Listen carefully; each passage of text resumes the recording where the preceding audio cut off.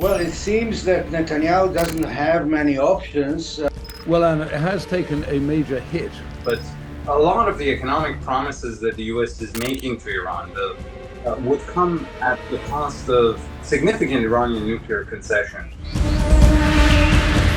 And here we go, that Iran is becoming the darling of the United States today. There are all sorts of other elements that have the capacity to knock this off track much earlier. Which, if it had remained closed for another few weeks, we would have a major energy crisis around the world.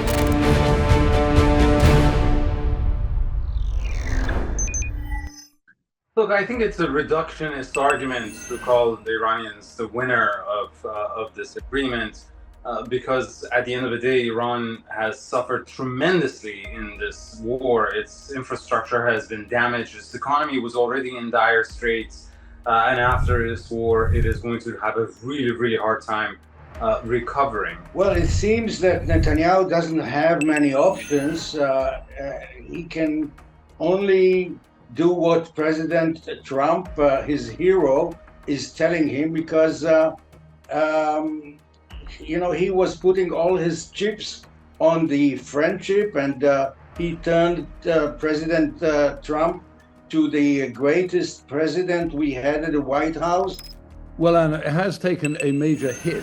The Israeli strikes and Israeli-American strikes last year in June, and then, of course, since the 28th of February this year, have buried a lot of it, have destroyed a lot of centrifuges, have taken out quite a lot of production facilities. Look, it is true that mistakes have consequences, and this war was a strategic blunder for the United States. And therefore now it has to pay a price for it, no doubt about it. But a lot of the economic promises that the U.S. is making to Iran, the $300 billion fund for investment in the future of the country, would come at the cost of significant Iranian nuclear concession. But you can get some early on, I suspect, confidence-building measures which everybody is looking for, which show good faith, which will be to do with the Strait of Hormuz, and maybe even putting inspectors back in to assess what Iran actually does have left of its potential nuclear capacity. Politically and diplomatically, with his back to the wall. And actually, both choices are wrong. If he will accept the American dictate, it will be a precedent, because Netanyahu kept saying he is the only leader that can say no to the President of the United States. Significant transparency measures about its nuclear program. And some of the commitments that Iran had never put on the table with any other U.S. president. A non-aggression pact that applies even to Iranian allies in the region and U.S. allies. The great cry about a threat is always it's a mixture of intent and capability. The capability has certainly been degraded, and the whole idea of the MOU is to degrade it further in terms of a nuclear weapon.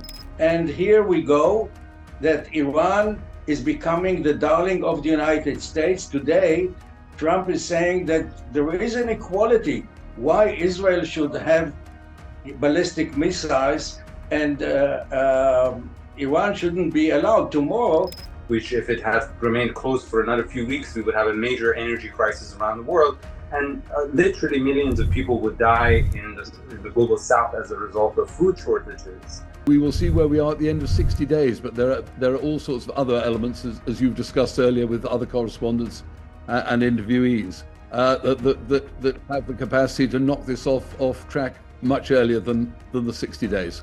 Without the Saudis, without the Qataris, we would not have this memorandum of understanding. So, Turkey, Egypt, Pakistan, they all played a very important role. And so now there is a real opportunity. And the flip side of it is the region also has suffered as a consequence of this war. But at the same time, they used the ballistic missiles.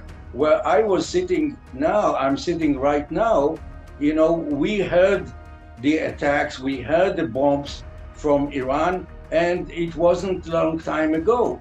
So if Iran will be allowed to produce ballistic missiles, this is the real threat, and this is going to be Netanyahu's legacy.